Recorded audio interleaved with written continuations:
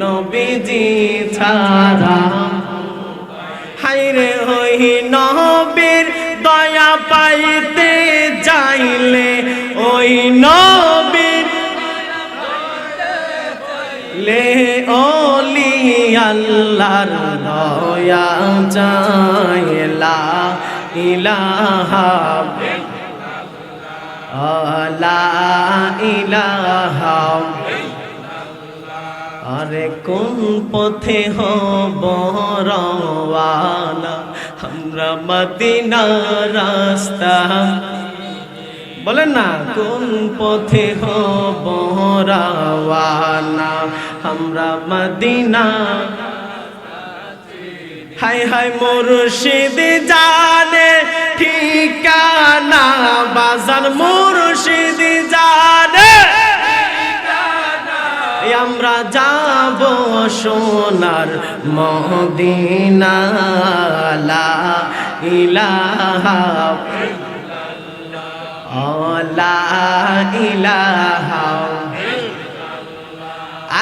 লা ইলাহা ইল্লাল্লাহ লা ইলাহা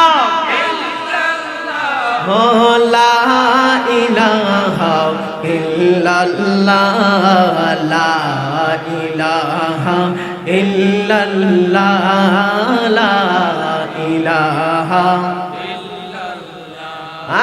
লা ইলাহা ইল্লাল্লাহ মুহাম্মাদুর রাসূলুল্লাহ সাল্লাল্লাহু আলাইহি ওয়াসাল্লাম। সকলে বলি আলহামদুলিল্লাহ। কামালকান্দি পাঁচকিত্তা প্রবাসী ও যুব সমাজের উদ্যোগে কবরবাসীদের আত্মার রুহের মাগফিরাতের কামনার্থে দ্বিতীয় বার্ষিকী ইসলামী সুন্নি মহাসম্মেলনে আজকে উপস্থিত প্রধান আকর্ষণ, বিশেষ আকর্ষণ এবং বিশেষ বক্তা যারা আছেন মঞ্চে উপস্থিত আমার মন্যবর পিতাতুল্য মুসল্লিয়ানে আযম, আমার সামনে উপস্থিত এক ঝাঁক আশিকান জাকিরান মুরব্বিয়ানে আযম, প্রত্যেককেই ইসলামী সম্ভাষণ, সকলেই অন্তরস্থল থেকে আমি গোলামের সালামটা নেবেন। আসসালামু আলাইকুম ওয়া রাহমাতুল্লাহি ওয়া বারাকাতুহু। আপনারা কি নারাজ হয়েছেন? আজকের এই জায়গাটা আমাদের দৃষ্টিতে হয়তো একটি কাপড় দ্বারা আবৃত একটি জায়গা, ঠিক না বেঠিক? আল্লাহর দরবারে এই জায়গাটা হচ্ছে একটি জান্নাতের বাগান। সুবহানাল্লাহ। হাদিস, অসংখ্য হাদিস আছে, লম্বা হাদিস, আপনারা জানেন, আমি সেদিকে যাব না, সময় সংক্ষেপ। আমি বলতে চাচ্ছি আমাদেরকে সৃষ্টি করেছেন কে? আমার কিছু জবাব দিবেন, প্রশ্নের কিছু জবাব দিলে আমি মনে করি প্রশ্নের জবাবের সাথে সাথে আমরা কিছু নতুন শিখতে পারব, নতুন কিছু তো দিতে রাজি আছি ইনশাআল্লাহ। আমাদেরকে সৃষ্টি করেছেন কে? তাহলে উৎস হবে আল্লাহ থেকে। উৎস হবে কি? শুরু হবে আল্লাহ থেকে। চারটি বিষয় আমাদের মাথায় রাখতে হবে। এক নাম্বার আল্লাহর ভয়, এক নাম্বার। দুই নাম্বার রাসূলের মুহাব্বত, দুই নাম্বার। তিন নাম্বার ওলিয়া উলিয়াদের সুহবত। তিন নাম্বার কি? আমি মূল টপিকগুলো বলতেছি। আমি যদি এক একটা বিষয় নিয়ে আলোচনা করি কমপক্ষে 2 ঘন্টা লাগবে, কমপক্ষে 2 ঘন্টাকে শেষ করা যাবে। এক নম্বরে বলছি আল্লাহর ইবাদত। আল্লাহর ইবাদতের কথা যদি আমি 2 ঘন্টা কেন 2 মাস যাবত আলোচনা করি শেষ করা যাবে না। রাসূলের মুহাব্বত 2 নাম্বার। আমি যদি 2 মাস কেন পুরো পৃথিবীর সমস্ত সমুদ্রের পানিগুলোকে যদি কালি বানানো হয়, সমস্ত বৃক্ষগুলোকে যদি কলম বানানো হয়, রাসূলের মুহাব্বতের শান মান মর্যাদা শেষ করা যাবে? বলেন যাবে? এটা হচ্ছে 2 নম্বর। 3 নাম্বার আউলিয়া কেরামের সোহবত, বলেন না সুবহানাল্লাহ। আমরা নবীজিকে দেখি, দেখেছি? কেউ কি দেখেছে? আমরা দেখি নাই, কিন্তু আমরা বিশ্বাস করি রাসূলে হাজির নাজির থাকতে পারে কিনা? জোরে বলুন, জোরে বলুন না। পারে কি পারেন না? আমার নবীজি হাজির নাজির থাকতে পারে কি পারে না? আকীদা মজবুত করতে হবে, আকীদা। আচ্ছা, একটা ছোট্ট একটি আমি ক্লু দিচ্ছি। আমরা এখানে লাইট লাগিয়েছি, লাইট লাগাইছি না? লাইটের লাইনটা আমরা ফোল্ডারের মধ্যে, ফোল্ডারের মধ্যে লাইন আসতেছে তারের মাধ্যমে। কিসের মাধ্যমে? আমি যদি বলি লাইটটা হচ্ছে আমল, লাইটটা কি? আমি উদাহরণ দিয়ে বোঝাচ্ছি, লাইটটা কি? লাইট হচ্ছে আমল। আর যে ফোল্ডারটা দেখতেছেন আপনি, এই ফোল্ডারটা হচ্ছে আমাদের ঈমান। আমাদের, জোরে বলুন, আমাদের ঈমান। আর এই যে তারের মাধ্যমে যে লাইটটা আসতেছে, এটা হচ্ছে আমাদের আকীদা। বলেন না সুবহানাল্লাহ। এখন আপনি বলেন, লাইট জ্বলার জন্য ফোল্ডারের জরুরি, ফোল্ডার জরুরি। এখন ফোল্ডারের মধ্যে লাইন আসার জন্য কারেন্ট জরুরি, ঠিক না বেঠিক? আপনি কারেন্ট ছাড়া কি ফোল্ডার দিয়ে লাইট জ্বালানো সম্ভব? আপনি সারা জীবন হজ পালন করেছেন, যাকাত আদায় করেছেন, নামাজ পড়েছেন, রোজা রেখেছেন, সারা জীবন মা বাবার খেদমত করেছেন। যদি আপনার আকীদা একটু মাত্র বিন্দু পরিমাণ মাত্র গলতি থাকে, আপনি বলেন তো আপনার ইবাদতের কোনো মূল্য আছে? আমি এগুলো শুরুতে বলে নিচ্ছি কেন? আমাদের আকীদাটা আগে শুদ্ধ করতে হবে, ঠিক না বেঠিক? একজন মৎস্য চাষী সারা রাত কোন শীতের মধ্যে সারা রাত মাছ ধরেছে। কি ধরেছে? অসংখ্য মাছ সে ধরেছে। অন্ধকার রাত, সে তার ঝুলি নিয়েছে, কি বলে এটা, ডুলি। ডুলির মধ্যে মাছগুলো সারা রাত ভর রাখছে, ধরে ধরে সে ডুলির মধ্যে রাখতেছে। সকালবেলা উঠে দেখে একটা মাছও নাই, একটা মাছও কই গেছে? মাছ গেল কই? সারা রাত পর সে মাছ ধরেছে, সকালবেলা উঠে দেখে একটা মাছও নাই। মাছগুলো গেল কোথায়? জোরে বলুন, কি নাই? বলেন না সুবহানাল্লাহ। আর কিছু দিয়ে বুঝাইতে হইব, এটা হচ্ছে আকীদা। এটা কি? ডুলির তলা না থাকলে আপনার পরিস্থিতি যেমন হবে, আপনার আকীদা যদি ঠিক না থাকে, আপনার সারা জীবনের আমলের পরিস্থিতি ঠিক তেমন হবে, ঠিক না? এই কারণে আমাদের আকীদাকে ঠিক করতে হবে। আমাদের নবী হাজির ও নাজির, বলে না সুবহানাল্লাহ। আমাদের নবী, আমি প্রথম বলেছি আল্লাহর ইবাদত, 2 নাম্বার বলেছি রাসূলে পাকের মুহাব্বত, 3 নাম্বার বলেছি ওলিয়া উলিয়াদের সাহবাত, 4 নাম্বার হচ্ছে পিতা মাতার খেদমত। বলে না সুবহানাল্লাহ। এখন আপনি আল্লাহ পাকের ইবাদত করলেন, রাসূলকে ভালোবাসলেন, ওলিয়া উলিয়াদের সোহবতে গেলেন, কিন্তু মা বাবার সাথে আপনি কুমন্ত্রণা, বাঞ্ছনীয় আচরণ করেছেন, আপনার সারা জীবনের ইবাদতের কোনো দাম হবে না। ঠিক আছে? ঠিক। আমি 4টা পয়েন্ট বলেছি, এই পয়েন্টগুলো আপনারা মাথায় রাখবেন। আমার আলোচনা কিন্তু এটা না।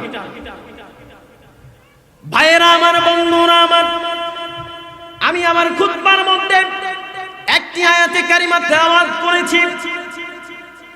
আয়াতে কারিমাটি হলো আল্লাহ পাক পবিত্র কালামুল্লাহ শরীফের মধ্যে সুন্দর ভাষায় ইরশাদ করছেন, ওয়ালাউ আন্নাহুম ইয যালামু আনফুসাহুম জাউকা ফাস্তাগফিরুল্লাহা ওয়াস্তাগফারা লাহুমুর রাসূল লাওয়াজাদুল্লাহা তাওয়াবার রহিমা।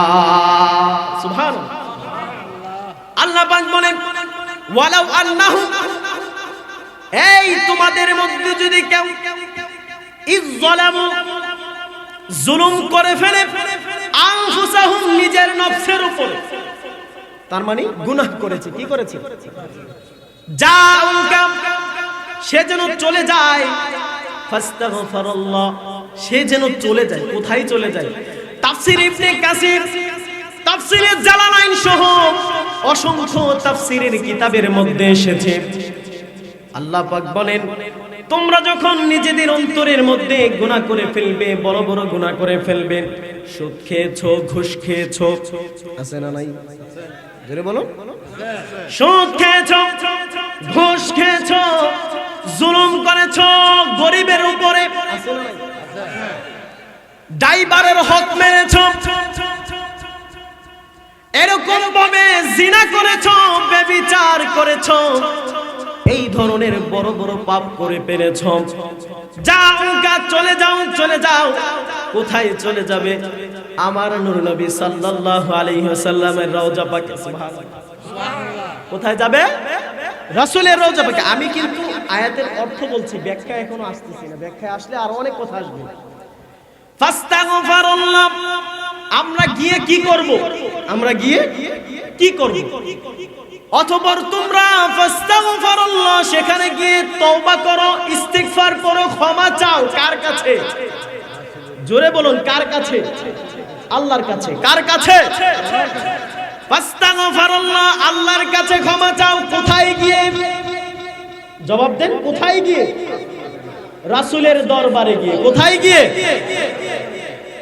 এখন আমাদের সমাজে কিছু লোক বাড়িয়েছে যারা বলে হজ পালন করে রাসূলের দরবারে যাওয়ার কোনো প্রয়োজন।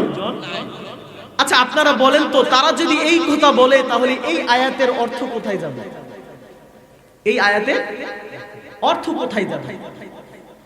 কোরআনের আয়াত যদি একটাও মান্য করে তার ভিতরে ঈমান থাকবে? বলে আল্লাহ পাক বলেছেন, ফাস্তাগফিরুল্লাহ ওয়াস্তাগফার লাহুমুর রাসূল। সুবহানাল্লাহ।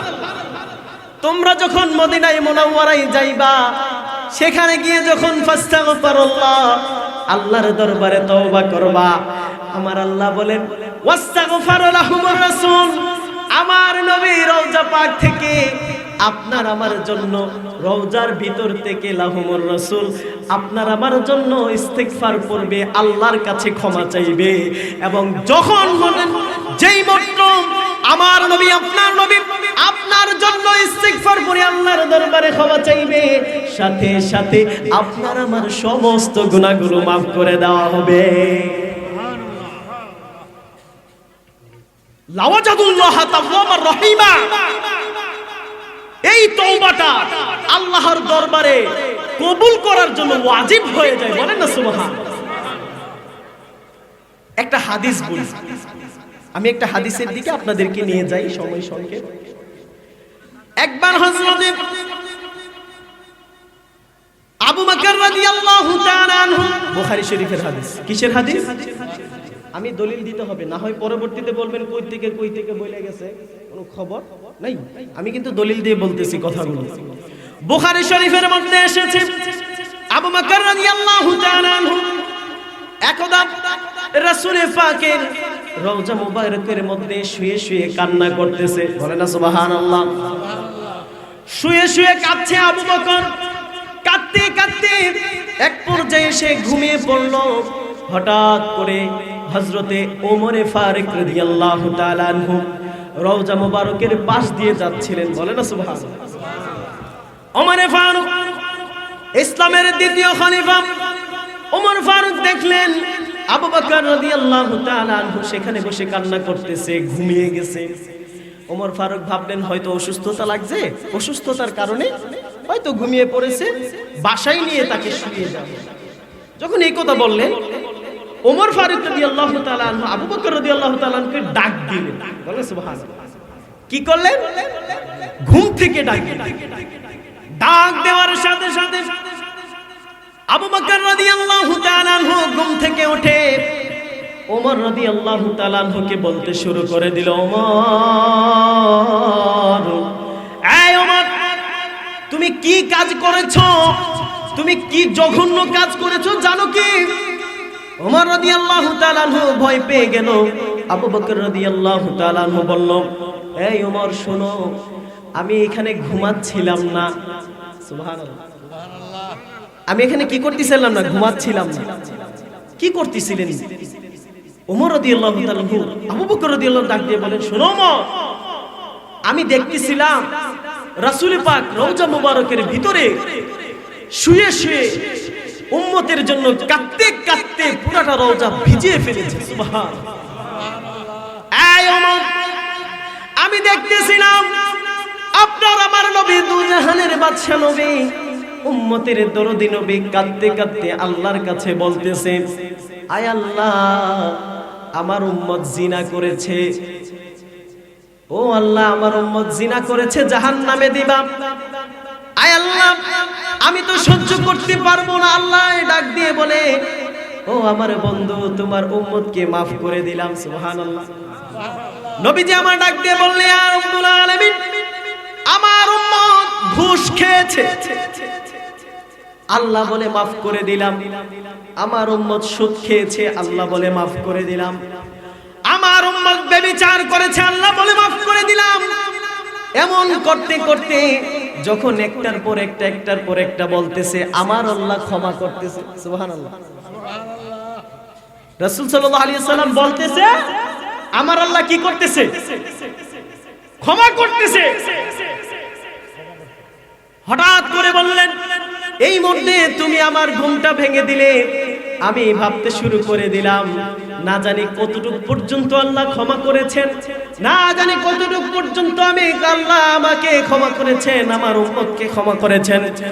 এর মধ্যে বলতে না বলতেই রওজা মুবারকের মধ্য থেকে হঠাৎ করে একটা গায়েবের আওয়াজ এসে পড়ল। এই আবু বকর, তুমি চিন্তা করিও না, আমার বন্ধু নবী সাল্লাল্লাহু আলাইহি ওয়াসাল্লামের আরজি অনুযায়ী আমার সমস্ত বান্দাদেরকে ক্ষমা করে দিলাম। আচ্ছা বলেন তো, রাসূল পাক রওজা মুবারকে জিন্দা না মৃত? জিন্দা। জোরে বলো। জিন্দা। আকীদা পড়তে হবে। জিন্দা না মৃত? জিন্দা। নবীজি যদি জীবিত হয় তাহলে রাসূল পাক সাল্লাল্লাহু আলাইহি ওয়াসাল্লাম রিজিক বক্ষণ করতেন। কি করতেছেন? রিজিক বক্ষণ করতেছেন রওজা মুবারকের ভিতরে। এখনকার কিছু মানুষ বের হয়েছে, আপনার আমার কাতারে এনে রাসূলকে দাঁড় করাইতে চায়। নাউজুবিল্লাহ। সাবধান। একজন বাউল শিল্পজীবী আল্লাহর শানে শিরিক করার কারণে তাকে গ্রেফতার করে শাস্তির আওতায় আনা যায়, তাহলে আমি মনে করি এই পর্যন্ত যতগুলো গুস্তাখি রাসূল, রাসূলের শানে গুস্তাখি করেছে, আহলে বায়াতের শানে গুস্তাখি করেছে, আম্মা জান খাদিজা রাদিয়াল্লাহু তাআলা আনহার আকাশচুম্বী শানে গুস্তাখি করেছে, তাদের মাঠে ময়দানে থাকার মতো যোগ্যতা রাখে? কি বলেন? রাখে?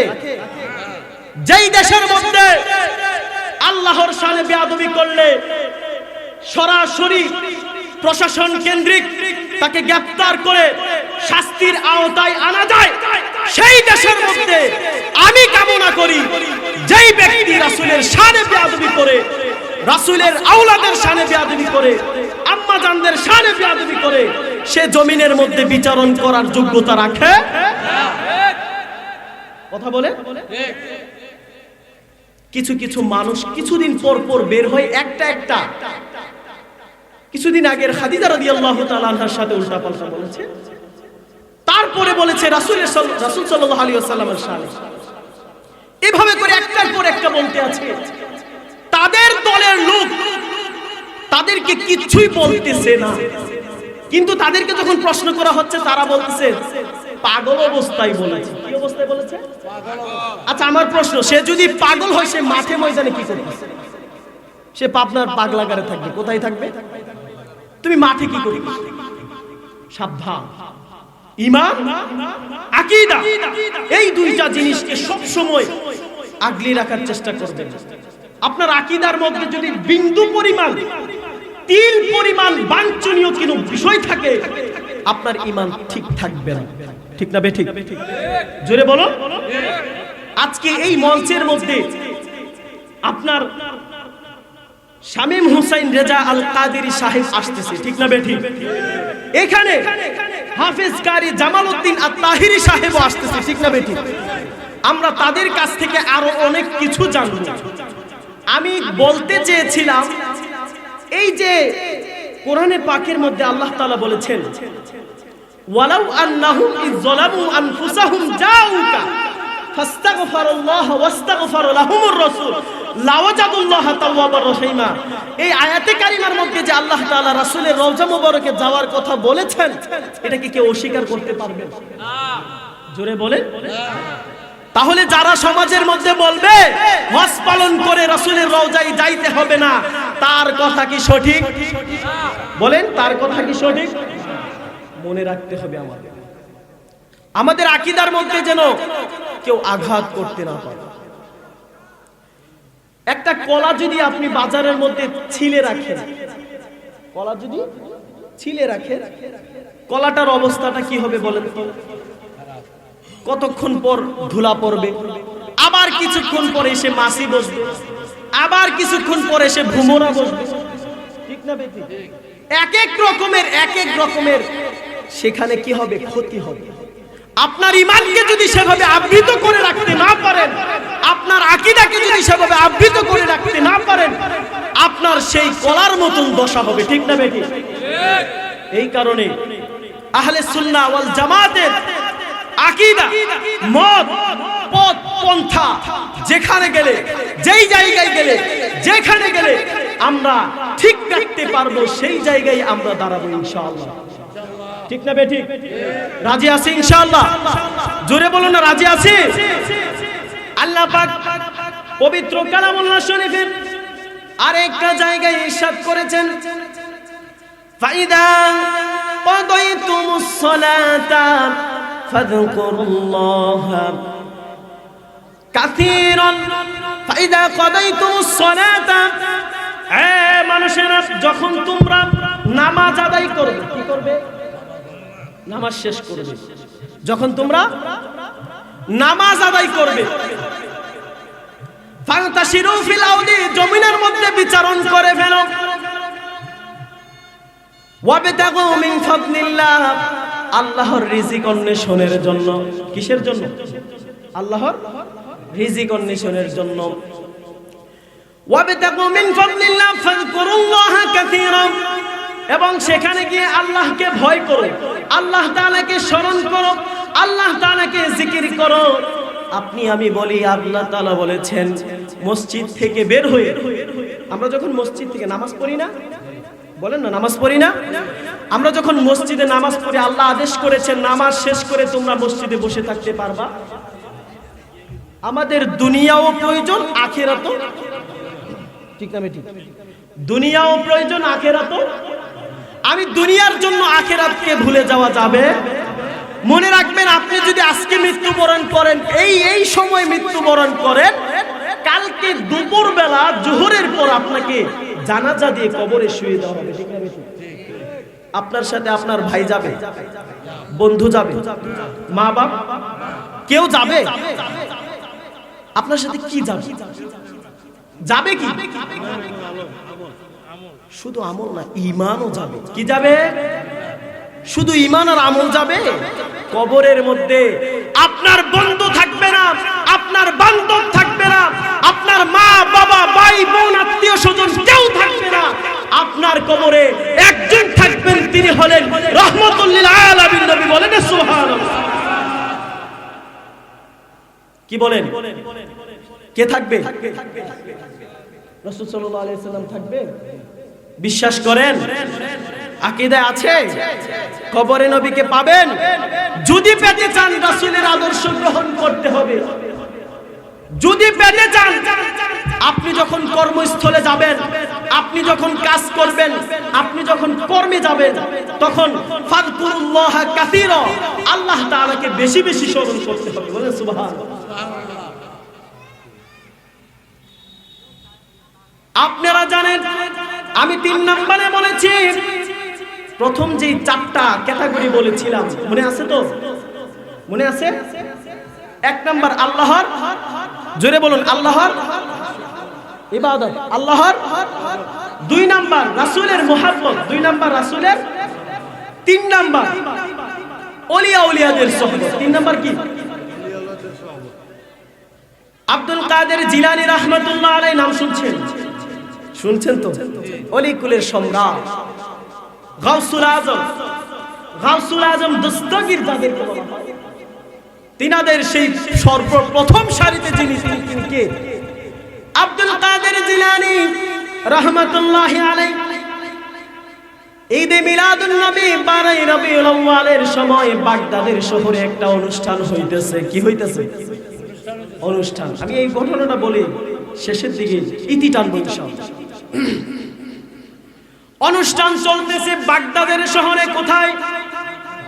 মনোযোগ দিয়ে শুনতে হবে। আপনারা যদি মনোযোগ দিয়ে না শুনে আমি কথা বলতে ব্যাঘাত হবে। বাগদাদের শহরে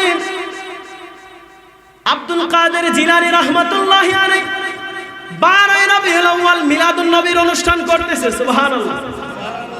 এখন আমরা মিলাদুন নবী পালন করতে গেলে বিভিন্ন ধরনের ফতোয়া আসে না? আসে না? মনে রাখবেন, এই ঘটনাটা তাদেরকে শুনিয়ে দিন। 12 রবিউল আউয়াল আব্দুল কাদের জিলানী রাহমাতুল্লাহি আলাইহি ঈদে মিলাদুন নবী উদযাপন করতেছে। হঠাৎ করে একটি গরিব ঘরের মা এবং তার সন্তান চিন্তা করলো। কি চিন্তা করলো? ছোট্ট শিশু, মেয়ে, কন্যা সন্তান মাকে ডাক দিয়ে বলতেছে, মা, আজকে তো অমুক জায়গায় 12 রবিউল আউয়াল রাসূল সাল্লাল্লাহু আলাইহি ওয়াসাল্লামের জশ্নে জুলুস পালন হচ্ছে, ঈদে মিলাদুন নবী পালন হচ্ছে, আমরাও যেতে চাই। বলেন না সুবহানাল্লাহ। মা ডাক দিয়ে বলে, আচ্ছা ঠিক আছে, তুমি যদি যেতে চাও তাহলে আমি তোমাকে নিয়ে যাব, সমস্যা নাই। মা সন্তানকে সুন্দর কাপড় পরিধান করে ঈদে মিলাদুন নবীর অনুষ্ঠানে নিয়ে গেল।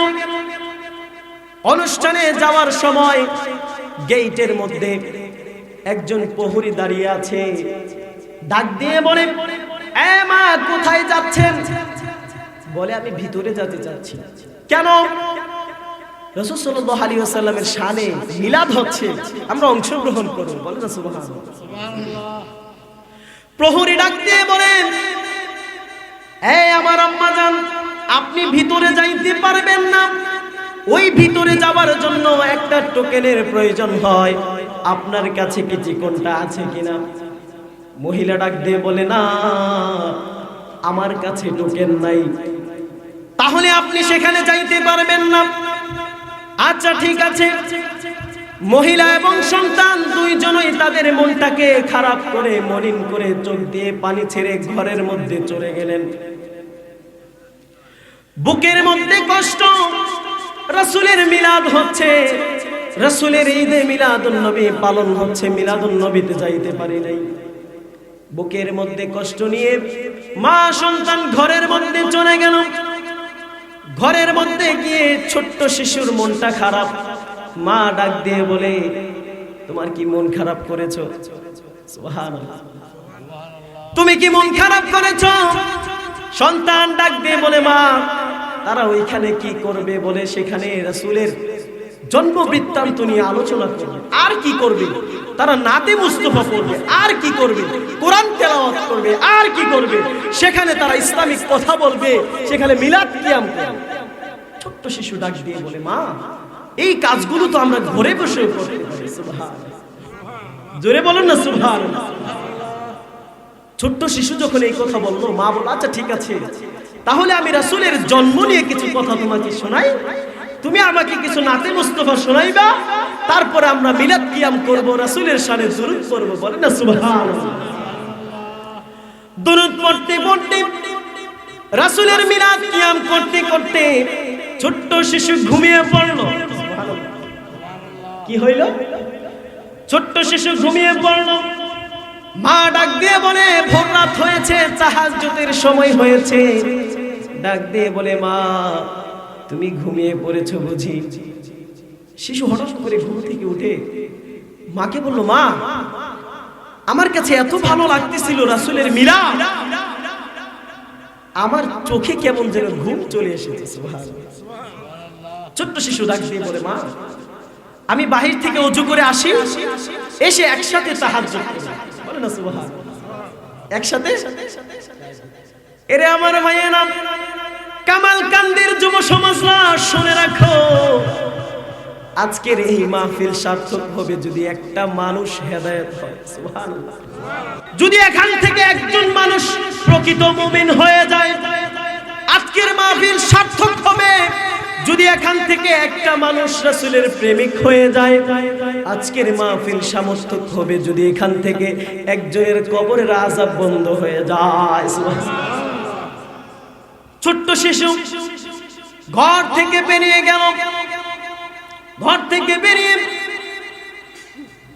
ছোট্ট শিশু দেখলো হযরতে আব্দুল কাদের জিলানী রাহমাতুল্লাহি আলাইহি দরজার সামনে দাঁড়া। সুবহানাল্লাহ। কোথায়? একটু মনোযোগ দিয়ে শুনবেন। কোথায়? ঘরের দরজার সামনে। নারায়ে রিসালাত ইয়া রাসূলুল্লাহ। আবেদকারী জামালউদ্দিন আত্তাহিরি সাহেবের আগমন। শুভেচ্ছার স্বাগতম। আবেদকারী জামালউদ্দিন আত্তাহিরি সাহেবের আগমন। শুভেচ্ছার স্বাগতম। কামাল কাদির পক্ষ থেকে লাল গোলাপ শুভেচ্ছা। কামাল কাদির পক্ষ থেকে লাল গোলাপ শুভেচ্ছা। আবেদকারী জামালউদ্দিন আত্তাহিরি সাহেবের আগমন। শুভেচ্ছার স্বাগতম। নারায়ে তাকবীর আল্লাহু আকবার। নারায়ে রিসালাত ইয়া রাসূলুল্লাহ। আবেদকারী জামালউদ্দিন আত্তাহিরি সাহেবের আগমন। শুভেচ্ছার স্বাগতম। বিশেষ আকর্ষণের আগমন। শুভেচ্ছার স্বাগতম। বিশেষ আকর্ষণের আগমন। শুভেচ্ছার স্বাগতম। কামাল কাদির পক্ষ থেকে লাল গোলাপ শুভেচ্ছা। কামাল কাদির পক্ষ থেকে লাল গোলাপ শুভেচ্ছা। নারায়ে তাকবীর আল্লাহু আকবার। নারায়ে রিসালাত ইয়া রাসূলুল্লাহ। আবেদকারী জামালউদ্দিন আত্তাহিরি সাহেবের আগমন।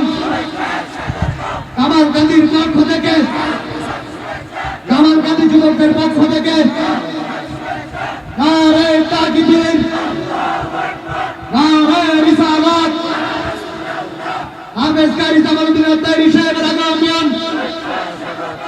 আলহামদুলিল্লাহ, আমাদের মধ্যমণি মাহফিলের আজকে বিশেষ আলোচক হযরতে মাওলানা হাফেজ কারি জামালউদ্দিন আত্তাহিরি সাহেব ফয়েজিয়া দরবার শরীফ বামনবাড়িয়া। হযরতে মাওলানা হাফেজ কারি জামালউদ্দিন আত্তাহিরি সাহেব ফয়েজিয়া দরবার শরীফ বামনবাড়িয়া। শুকর বলি আলহামদুলিল্লাহ। আমরা যেই সময়ের অপেক্ষায় ছিলাম, আলহামদুলিল্লাহ আমাদের সময়টা চলে এসেছে। বলে না সুবহানাল্লাহ। আমাদের মাহফিলের মধ্যমণি আমাদের কাছে চলে এসেছে। আমি শেষ করে দিব। হুজুরের কাছ থেকে অনুমতি নিয়েছি। আমি যে ঘটনাটা বলতেছিলাম, সেই ছোট্ট শিশু ঘর থেকে বের হয়ে দেখতেছে দরজার সামনে স্বয়ং আব্দুল কাদের জিলানী রাহমাতুল্লাহ আলাইহি দাঁড়া। বলে না সুবহানাল্লাহ। ভাই, আব্দুল কাদের জিলানী ছিল কোথায়? সেই মাহফিলের মধ্যে। কোথায়? এখন এই জায়গায় কিভাবে আসলো? ছোট্ট শিশু ডাক দিয়ে বলে, এই আব্দুল কাদের, তুমি এখানে কিভাবে? আব্দুল কাদের জিলানী ডাক দিয়ে বলে, এই শিশু তুমি শুনে রাখো, সাবধান সাবধান, এটা মনে করিও না যে আমি তোমাদেরকে দেখার জন্য এসেছি। আমি রাতের বেলা দেখেছি স্বয়ং নূর নবী সাল্লাল্লাহু আলাইহি ওয়াসাল্লাম তোমাদের ঘরের চৌকাঠের মধ্যে দাঁড়িয়ে আছে। সুবহানাল্লাহ। আমি স্বয়ং এখানের মধ্যে এসেছি। রাসূল পাক সাল্লাল্লাহু আলাইহি ওয়াসাল্লামের মেশক আম্বরের চাইতে খুশবু আমি তোমাদের ঘরের সামনে পেয়েছি বলে তোমার এই ঘরের সামনে এসেছি। বলে না সুবহানাল্লাহ। তাহলে এখান থেকে একটা জিনিস প্রমাণ হয়ে যায়, আমার নবী আপনার নবী ঘরের সামনে ছোট্ট কুড়ের ঘরের গরিবের ঘরে আসতে পারে কি পারে না? পারে কি পারে না? রাসূল পাক সাল্লাল্লাহু আলাইহি ওয়াসাল্লামের গায়েবের খবর দেনওয়ালা সত্য। জোরে বলুন সত্য। রাসূল সাল্লাল্লাহু আলাইহি ওয়াসাল্লাম হাজির ও নাজির সত্য। এইখানে যদি কারোর গলতি থাকে তাহলে অবশ্যই আমাদের জামালউদ্দিন আত্তাহিরি সাহেব এসেছেন। আমরা সেখান থেকে আরো শুনবো মধুর কণ্ঠে। আমরা আরো অনেক কিছু জানবো ইনশাআল্লাহ। পারবো? রাজি আছি? আমরা যারা দাঁড়িয়ে আছি সবাই বসে পড়ি। ভাইয়েরা আপনারা বসে পড়েন। হুজুর চলে এসেছে, হুজুর এখন শুরু করবেন। আমি হুজুরের কাছে দোয়া চেয়েছি, দোয়া চাচ্ছি। আমি এখনো ছাত্র, আমি এখনো হুজুরের কাছ থেকে দোয়া প্রার্থী। হুজুর আমার জন্য দোয়া করবেন, আল্লাহ যেন আমাকে সুন্নিয়তের গোলাম হিসেবে, রাসূল পাক সাল্লাল্লাহু আলাইহি ওয়াসাল্লামের কদমের গোলাম হিসেবে কবুল করে। সকলে বলি আল্লাহুম্মা আমিন। আমি আর বিলম্ব করব না। ওমা তৌফিক ইল্লা বিল্লাহ।